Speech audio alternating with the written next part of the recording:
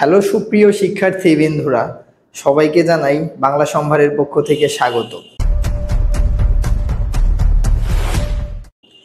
মাত্রাগত স্বরধ্বনি, এই উচ্চারণগত স্বরধ্বনি এবং গঠনগত স্বরধ্বনি। মাত্রাগত স্বরধ্বনি তিন প্রকার: পূর্ণমাত্রা, অর্ধমাত্রা, মাত্রাহীন। মাত্রা শব্দে মাত্রা কাকে বলে?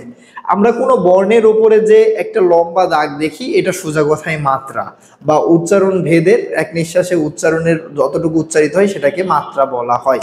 তো এই মাত্রাগত দিক থেকে আমাদের স্বরবর্ণ বা স্বরধ্বনির তিন প্রকার: একটা পূর্ণমাত্রা, অর্ধমাত্রা, মাত্রাহীন। যে বর্ণগুলোর, যেই স্বরবর্ণগুলোর উপরে পুরাপুরি মাত্রা দেওয়া থাকে সেটা পূর্ণমাত্রা, যেটার অর্ধেক মাত্রা দেওয়া থাকে অর্ধমাত্রা, যেটার মাত্রা দেওয়া থাকে না সেটা মাত্রাহীন।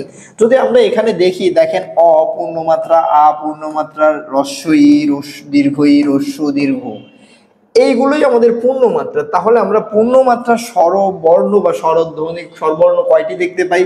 পূর্ণমাত্রার স্বরবর্ণ হচ্ছে 6টি। পূর্ণমাত্রার স্বরবর্ণ কয়টি? 6টি।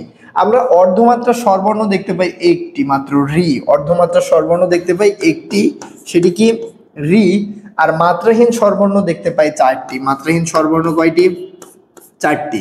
তো আমাদের মূলত এই মাত্রাগত দিক থেকে স্বরবর্ণ তিন প্রকার: অর্ধমাত্রা, অর্ধমাত্রা এবং মাত্রাহীন। তাই আমাদের পূর্ণমাত্রা স্বরবর্ণ 6টি, অর্ধমাত্রা স্বরবর্ণ একটি এবং মাত্রাহীন স্বরবর্ণ 4টি। আমাদের ক্লাসগুলো যদি ভালো লাগে বন্ধুদের মাঝে শেয়ার করবেন এবং আমাদের ইউটিউব চ্যানেল সাবস্ক্রাইব করে পাশে থাকা বেল আইকনটি বাজিয়ে রাখবেন নতুন ক্লাসগুলো পেতে। এছাড়াও আমাদের বাংলা সম্ভার ফেসবুক পেজ রয়েছে, যে পেজটা ফলো দিয়ে লাইক দিয়ে আমাদের পাশে থাকবেন। ধন্যবাদ সবাইকে। আসসালামু আলাইকুম।